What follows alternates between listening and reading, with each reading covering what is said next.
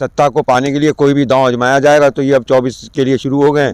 आपने देखा होगा कुरान का मामला आया, अजान का मामला आया, हनुमान चालीसा का मामला आया, कश्मीर फाइल्स आई, अब फिर ज्ञानव्यापी मस्जिद। मुकदमा क्या उपजा था अयोध्या से, हाई कोर्ट ने क्या डिसाइड किया, सुप्रीम कोर्ट में आके क्या डिसाइड कर दिया, पढ़ तो लो ओरिजिनल मुकदमा क्या था। ये तो सब इच्छाओं से चल रहे हैं। अब आए लोअर कोर्ट्स में जिस तरीके से मुकदमों को उठा के इस सेकुलर स्टेट के अंदर आज आप मुझसे सवाल कर रहे हैं, लेकिन अगर कुछ दिन इस रास्ते पर और चलिए तो हमारे सामने कोई ऑप्शन नहीं होगा, हम लोग टूट चुके होंगे।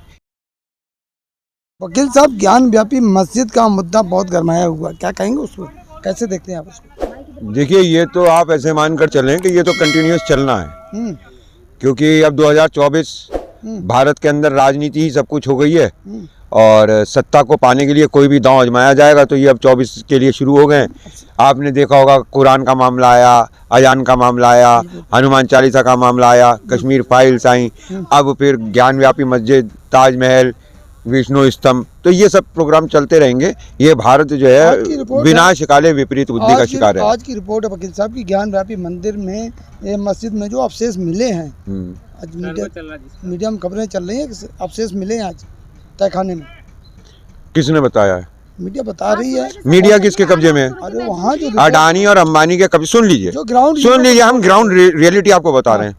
ये जो है मुद्दे, ये क्यों उठाए जा रहे हैं? बेरोजगारी का, भूख का, गरीबी का, महंगाई का, इन सब के मुद्दे क्यों नहीं उठाए जा रहे हैं? ताकि इन सब चीज़ों पे जो आर्थिक घोटाले हिंदुस्तान के अंदर हुए, लाखों करोड़ों रुपए लोग लेके भागे हैं, व्यापारी वर्ग भागा है यहाँ से, उसको छुपाए रखने के लिए इस तरीके के मुद्दे उखाड़े जा रहे हैं। जब महंगाई की बात नेताओं से करते हैं तो कहते हैं महंगाई होती तो जनता आज दिखती सड़कों पर। महंगाई अगर होती तो जनता सड़कों पर दिखती, जैसे जिस दिन श्रीलंका की तरह दिखाई देगी सब पता चल जाएगा। इंतजार करें। श्रीलंका को कंपेरिमेंट कर रहे हैं, क्यों? अभी कुछ ही दिन पहले सारा मीडिया कर रहा था जिस रास्ते पे चल रहा है श्रीलंका, भारत भी चलेगा, और एक सामने तो बहुत खूबसूरत बात कही। अब तो कल मोदी जी, बहुत ज्यादा फर्क है। जितनी उसकी आबादी है उससे ज्यादा हमारे यहाँ अंधे हैं। सुन, नेताओं के स्ट्रांग होने से नहीं होता कुछ भी, देश के स्ट्रांग होने से होता है कुछ भी। हमारा दोस्त किस तरह नड्डा जैसे स्ट्रांग नेता है भारत के पास, तो आप श्रीलंका की तुलना भारत से कर रहे हैं। राजपक्षे भी उनका इनसे कोई कमजोर नहीं था, राष्ट्रवाद में इनके जितना मजबूत था। अच्छा जी, लेकिन अगर ज्ञान व्यापी की मस्जिद की बात की जाए तो वहाँ सुबह से सर्वे जो चल रहा है आला अफसरों की मौजूदगी में, तो वहाँ मंदिर के अवशेष मिल रहे हैं। देखिए, एक बात समझ लीजिए आप, यहाँ पे हिंदुस्तान में मंदिर थे, फिर महात्मा बुद्ध आए, उनकी महात्मा बुद्ध की वजह से शासक वर्ग महात्मा बुद्ध की तरफ चला गया, बौद्ध हिंदुस्तान का धर्म हो गया। मंदिर यहाँ कुछ कब्जे में किए गए, जो पुराने ब्राह्मण मंदिर थे उनमें बहुत सौ में बौद्ध मंदिर बन गए, ऐसा कहा जाता है। अयोध्या वाला मामला भी यही था कि एक्चुअली उसके नीचे हिंदू मंदिर ना होके अवशेष बौद्ध मंदिर के ज़्यादा मिल रहे थे। तो जिसकी जब सत्ता आई, फिर मुसलमान आ गए, फिर मुसलमानों ने ऐसा कर लिया कि भाई उन्होंने कहीं कहीं मंदिर तोड़ के मस्जिद बनाई होगी किसी सेनापति ने, ये मैंने मान लिया। लेकिन सन 1947 को हिंदू राष्ट्र आज़ाद नहीं हुआ। सन 1947 15 अगस्त को आरएसएस की विचारधारा आजाद नहीं हुई थी। वो जो आजाद उस दिन हुआ वो एक सेकुलर हिंदुस्तान आजाद हुआ। भारत में संविधान की हुकूमत है। आज जो इस तरीके से बिहेव किया जा रहा है कि अब हिंदुओं की सरकार आ गई है, हिंदुओं की व्यवस्था आ गई है, इसलिए आप सारे मंदिर मस्जिद खंगाल कर देखे जाएंगे, तो भाई ये देश जो है इस वक्त जो वर्तमान व्यवस्था है वो सेकुलर इंडिया है। राष्ट्र बनने जा रहा है। कोर्ट का ऑर्डर से हो रहा है ना संजय जी, कोर्ट की ही हम आपसे कह रहे हैं कि जब व्यवस्था ढह रही है, हकीकत यह है आप कानूनी प्रक्रियाओं से परिचित नहीं है, इस वजह से आपकी चिंता थोड़ी कम है। Ignorance is bliss. अगर आपको अज्ञानता है तो आपको चिंता नहीं होगी, जिसे ज्ञान होगा उसको ही चिंता होगी।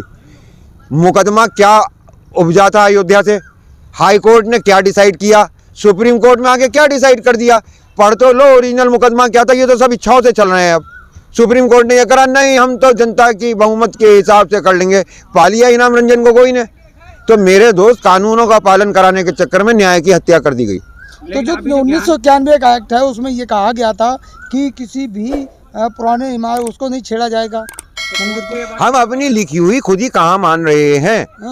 नंबर 2 चीज, अब तो डिस्ट्रिक्ट जज को भी इस बात का मालूम है कि अगर उसने ऐसे किसी कंट्रोवर्शियल मामले में कुछ न्याय और कानून से परे जाके कर भी दिया तो टिकट मिल जाएगा बीजेपी से। अगली बार मथुरा से हेमा मालिनी ना हो कि मथुरा का डीजे हो जाएगा। आपको क्या प्रॉब्लम है जब गुलामी का प्रतीक हटा रहे, नाम कर चेंज हो रहा है और मंदिर में मस्जिदों में मंदिर ढूंढा जा रहा है, आपको क्या प्रॉब्लम है? जो सच है सामने आए।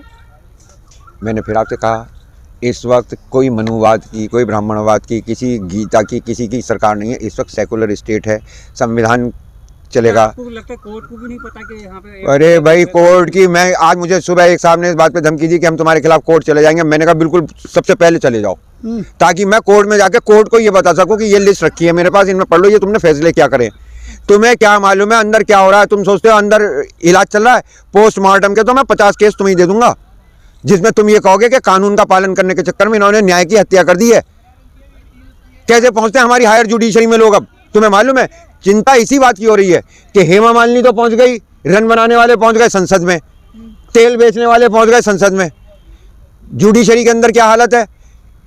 सीनियर कोलिजियम सिस्टम के आधार पे अब नियुक्तियां हो रही हैं, अपने ही लोगों को ऊपर चढ़ाया जा रहा है, वो भी एक वर्ग विशेष की है, हित की। सुन लीजिए, नंबर तीसरी चीज, अपनी एग्जीक्यूटिव की हालत देख लो भाई।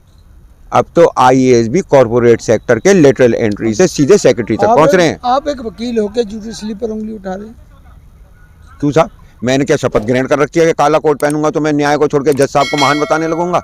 वाह, जज साहब वहां बैठ के अंतर्यामी हो गए, खुदा हो गए, भगवान हो गए। आप लोग तो दोहरी बात नहीं कर रहे हो। क्या? वहीं पे इलाहाबाद हाई कोर्ट ने जब ताजमहल का केस को खारिज कर दिया पिटीशन, तो वहाँ पे जब वो कोर्ट ही तो है, वो भी दोनों का, आप इसको मानते हो उसको नहीं मानते। बाबू ने संविधान के दायरे में कहा, उसने जो बात करी वो संविधान के दायरे में करी इलाहाबाद हाई कोर्ट ने। यहाँ पर जो हो रहा है लोअर कोर्ट्स में, जिस तरीके से मुकदमों को उठा के इस सेकुलर स्टेट के अंदर, आज आप मुझसे सवाल कर रहे हैं, लेकिन अगर कुछ दिन इस रास्ते पर और चल लिए तो हमारे सामने कोई ऑप्शन नहीं होगा, हम लोग टूट चुके होंगे। ये चीज़ें देश के लिए राजनीति कर रहे हैं लोग, इनका ना धर्म से कोई लेना देना है, ना इनका राष्ट्र से कोई लेना देना है। बताओ, जब दो तरह के फैसले हो गए तो जनता कंफ्यूज नहीं होगी? क्यों दो तरह के कैसे हो गए? उन्होंने कुछ ये थोड़ी ना कहा। नहीं, एक कोर्ट ने, हाई कोर्ट ने क्या कहा कि आप जाइए पहले पढ़िए, देखिए उसके अंदर क्या है, तब हमारे पास आइएगा। वो तो कह रहे हैं संजय जी, इच्छाओं से संसार नहीं चलेगा, आपकी धार्मिक मान्यताओं पे नहीं चलेगा। भगत सिंह ने इस देश के लिए शहादत दी है, वो नास्तिक था। ये मंदिर मस्जिद वाले जितने हैं, लठ मारो पीछे करो। वहीं जो है ना, अभी कश्मीर में जो पंडितों को फिर मारा जा रहा है। अरे वेरी गुड। अब ये देखिए आप लोगों का खेल कितना बदमाशी का है। अगर एक व्यक्ति ने दूसरे व्यक्ति की हत्या करी तो ये आईपीसी का साधारण कानून नहीं रहता। फिर कश्मीर जाके जब आपके पास ये खबर आती है तो आप मुसलमान को तो लिखते हैं आतंकवादी, और मरने वाले के नाम पे उसे लिख देते हैं कश्मीरी पंडित। अब वहाँ पे उसका रंग बन जाता है कि आतंकवादियों ने मारा कश्मीरी पंडित को। एक चाहे दोनों में लेन देन को लेके हो गई हो। उसके विरोध प्रदर्शन में क्या मुसलमान सड़क पे नहीं आए? क्या सिख सड़क पे नहीं आए? वहाँ लोगों ने विरोध नहीं किया क्या? और यहाँ पे जो कुछ होता है आप उसे जातीय रूप क्यों नहीं दे देते? और आज ठाकुरों ने कर दी दलितों की हत्या, आज ब्राह्मणों ने कुचल दिए ये, यार ऐसे तो कहो ना। क्यों नहीं कहते ब्राह्मणों ने किसानों को कुचल कर मारा, जीप से कुचल दिया किसानों को, ब्राह्मण के बेटे ने। जब था चली थी मंत्री खिलाफ तक तो तुम लोगों की बोलने की हिम्मत नहीं पड़ती है। खेरी की खबर हम लोगों ने लगातार चलाई थी। उसे तो साधारण अपराध बता देते हैं। राज ठाकरे आ रहे हैं अयोध्या, उसमें बड़ा गर्मा गर्मी चल रही है, क्या कहेंगे? बीजेपी में आपस में फूट पड़ गई है। कैसे? राज ठाकरे जो इनमें फूट नहीं पड़ती है, ये मिल के खेलते हैं। और राज ठाकरे और इनका रिश्ता ये समझ लो कुम्हार के दो हाथ हैं, अंदर बाहर से दोनों तरफ से ठोक ठाकते ये। मतलब जो श्रेष्ठ नेता है वो योगी जी को मानते हैं? कौन? योगी जी को फेवरेट मानते हैं? राज ठाकरे जिसकी पूजा करते हैं वहाँ पे मूर्ति आती जाती रहती है, कभी बाला साहब हो जाते हैं, अच्छा। कभी कोई हो जाता है। पहले वो मराठी की बात करते थे, फिर हिंदू की बात करने लग गए, और आजकल तो बहुत अच्छी बात है राज ठाकरे साहब अपने वो जमीनों वमीनों के रोगाई चौथ के जो धंधे हैं वो मुझे सौंप दें, और मंदिर में उन्हें दे ले जाऊँ, वो वहाँ बैठ के हनुमान चालीसा का पाठ करें। लेकिन यूपी की जनता ये कह रही है जिस तरह उन्होंने बॉम्बे से महाराष्ट्र से भगाते थे, अब उनके खिलाफ हैं। तो यहाँ की जनता उन्हें मारेगी पीटेगी, क्या करेगी? लोग खिलाफ हैं, कह रहे हैं आक्रोश। अरे नहीं, क्या काहे का आक्रोश? वो अपने धार्मिक, अगर वो धार्मिक भावना से आ रहे हैं, रामलला के दर्शन को आ रहे हैं, तो उन्हें रामलला के दर्शन कर लेंगे। हाँ तो ठीक है, बहुत अच्छी बात है, योगी जी से मिलने। क्या लगता है उनको मिलना चाहिए योगी जी? नहीं, बिल्कुल, दोनों के दोनों राजनीति का के लिए इस्तेमाल करते हैं धर्म का, तो दोनों को मिलना चाहिए। और वहीं बीजेपी के कई नेता तो विरोध। Birds of same feathers fly together, समान पंखों वाली पंछी एक ही झुंड में उड़ते हैं। तो ये सब ऐसी जगह मिलेंगे। इनमें कौन कौन आएगा? अभी ओवैसी भी आएगा दूसरी तरफ से। हाँ, वो कहेगा मैं यहाँ आ जाऊँ तुम्हारे पास, क्यों? बोले विरोध करने वाले की जरूरत नहीं पड़ेगी क्या? तो वो भी आएगा। और इनका सबसे बड़ा जो है ना उस ग्रुप में मोदी जी तो है ही सबसे बड़े, वो तो झुंड पूरा लेके उड़ी रहे हैं। उनके पीछे सेम झुंड में केजरीवाल भी है, he is not different. Sanjay ji, इतना कुछ होने के बाद भी मोदी जी का कोई ट्वीट नहीं आ रहा है। वो देश में सब माहौल चल रहा है। अरे उन्होंने 100 ट्वीट का एक ट्वीट किया, आप लोग भारी रह गए, ओह माय गॉड, मैं मालूम करता हूँ ऐसा कैसे हुआ। यही ट्वीट 1000 ट्वीट के बराबर हो गया भाई, और क्या चाहिए आपको। नहीं तो दूसरी कंट्री में था, उन्होंने सिचुएशन, ओह माय गॉड, अरे सिचुएशन वो दूसरी कंट्री, आप ये उनको कैसा कह के इतने, ओह माय गॉड, कितना उनका अपमान कर रहे हैं। राष्ट्र की सीमा में ना बांधो मोदी जी को, वो अंतरराष्ट्रीय हैं, वो तो है ही। सारे राष्ट्र उनके हैं, सवाई भूमि गोपाल की है। वो अब इकलौता मर्द राजनीतिक जो बच रहा पूरे दुनिया के अंदर। यूक्रेन का युद्ध रोक सकता है तो वो रूस का युद्ध रोक सकता है, तो वो अपील तो की है मोदी जी ने युद्ध को रोकने को कोई जज बज बैठा है। मोदी जी अपील नहीं करते, ऑर्डर करते हैं। हाँ, डंका तो बज रहा है ना दूसरे देशों में। आपने देखा ना जी जी, एक का लंका वाले का भी डंका बज रहा, अब डंका वाले की लंका बजेगी। कि आप कैसे कह सकते हो कि लंका जैसा हालत भारत में हो जाए। वैसे आपको एक बात बताऊं, जिस दिन से हिंदुस्तान में राम जी का मंदिर बना है, उस दिन से लंका की लंका लग गई। इसे कहते हैं मास्टर स्ट्रोक, ढहा दिया श्रीलंका। हनुमान जी प्रसन्न हो गए, बोले भाई राम जी को मकान अलॉट हो गया, छत मिलेगी भाई, अब ठंड नहीं लगेगी, अब मैं काम करके आता हूँ। उन्होंने लंका फूंक दी। लेकिन वहाँ की जनता गलत तो कर रही है। एक सांसद को पता चला कि जिंदा जला दिया, मार